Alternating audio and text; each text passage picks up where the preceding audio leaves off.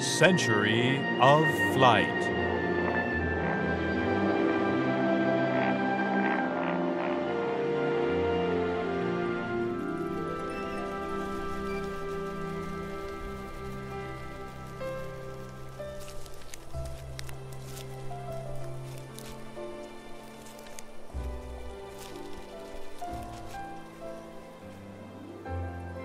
Mm-hmm.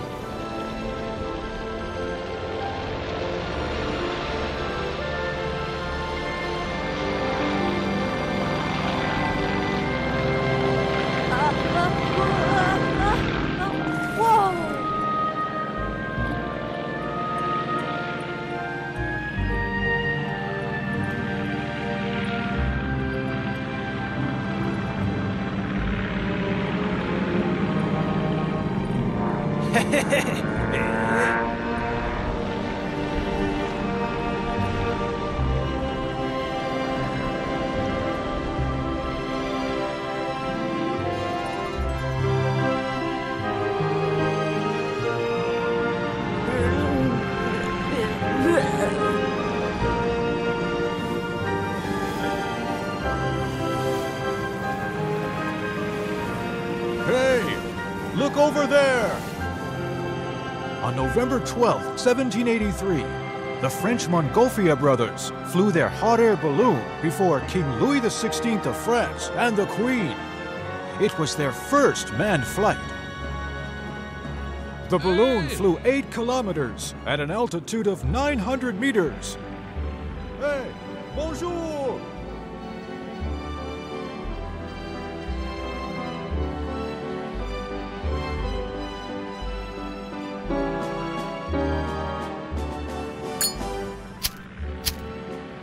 When the air mass inside the balloon is lighter than the air outside, it floats upward.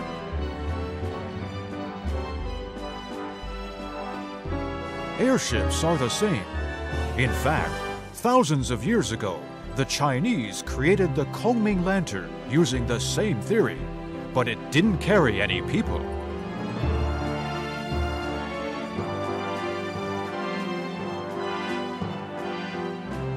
The hot air balloon flies because it is lighter than air.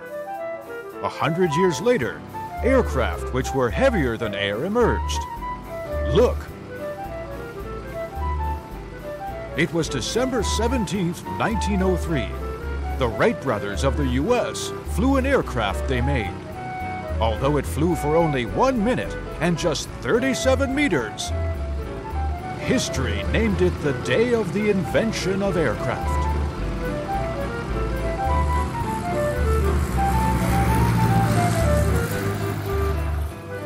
Although aircraft is heavier than air, it flies because of the Bernoulli principle. Look, the wing is in an arc shape, allowing the air to pass faster. But the air pressure is lower, sucking the aircraft upwards. The faster it flies, the stronger the buoyancy lift, and so the aircraft flies. When the First World War broke out in 1914, the newly invented aircraft immediately became a tool of warfare. To show their courage, pilots at that time didn't take any parachutes with them. Therefore, the lifespan of frontline pilots was only a few days, or even a few hours.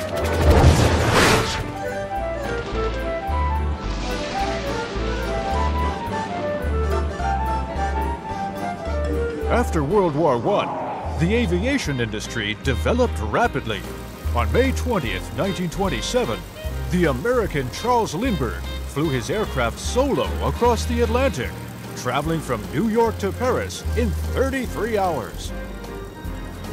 Hey, Mr. Lindbergh! Hey, hey! Hey, Mr. Lindbergh! Wake up! Mr. Lindbergh, wake up! Hey! Hey, thanks! Goodbye! Long-distance flight had to rely on development of the civil aviation industry.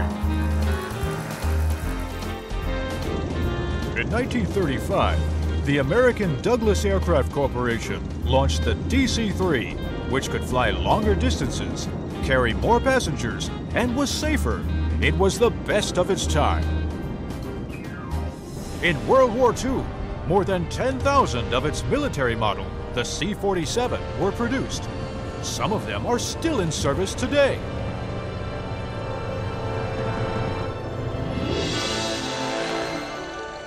At that time, another development was the airship.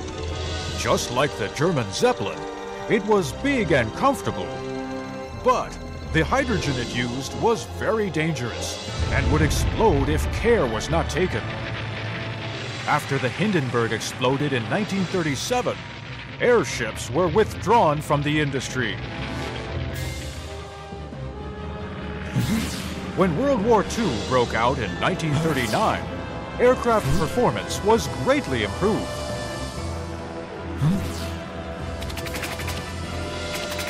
All of a sudden, aircraft became critical in terms of deciding victory in warfare.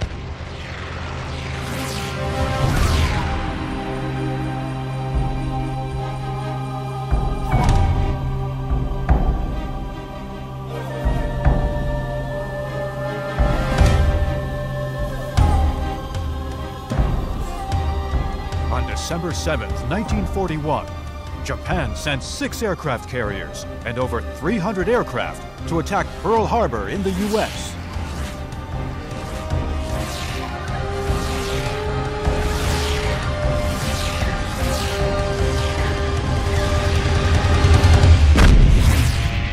Their raid by military aircraft announced the end of the age of the big gunship. Since then, aircraft have played the leading role in wars at sea.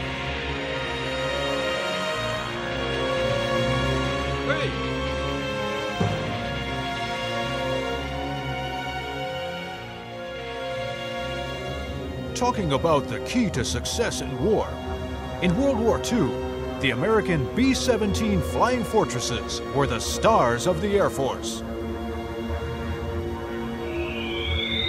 More than 1,000 aircraft carpet-bombed in a single attack. But since too many aircraft were in the sky, this is what would happen.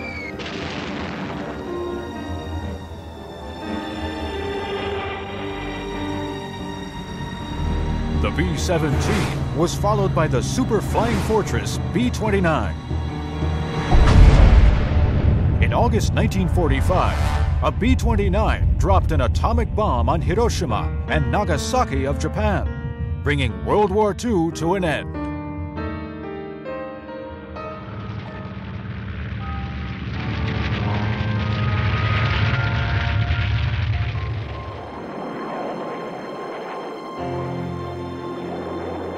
By the end of World War II, the Germans had invented the world's first jet plane, the Me-262, which flew at high speed and was easy to control.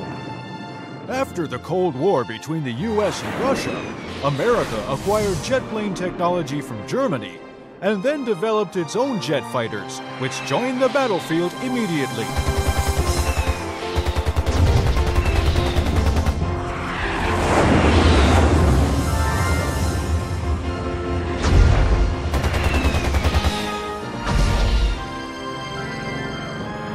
In 1947, the American experimental aircraft X-1 broke the sound barrier for the first time, achieving Mach 1.45. In 1967, the experimental aircraft X-15 reached Mach 6.73.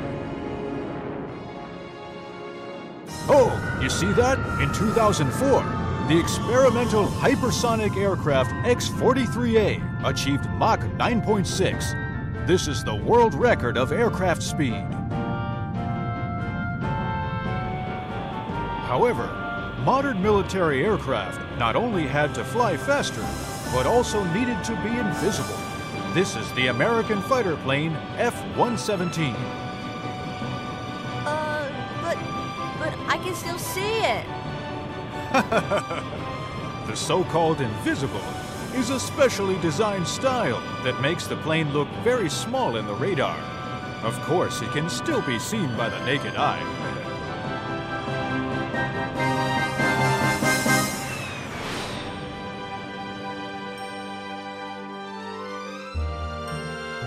After World War II, passenger planes also became jet planes. Some people thought that the supersonic age of civil aviation had come. Look, it's Concorde.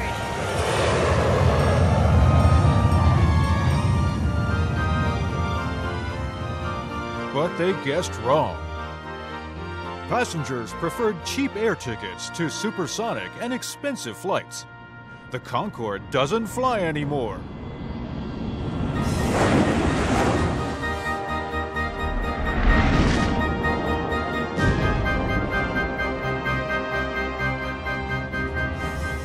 The Boeing 747, or jumbo jet, emerged in 1969.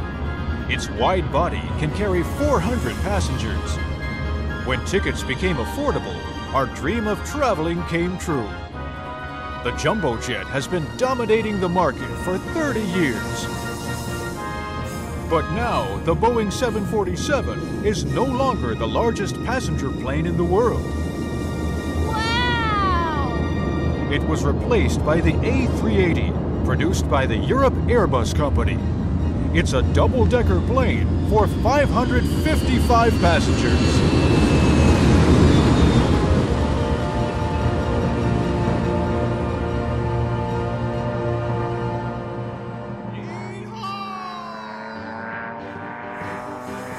From the Wright brothers' first flight to the astronauts' moon landing, it only took a brief 60 years. Our dream of flying needs to be passed on from generation to generation. In addition to the moon landing, we will fly ever further to explore the endless vastness of the universe.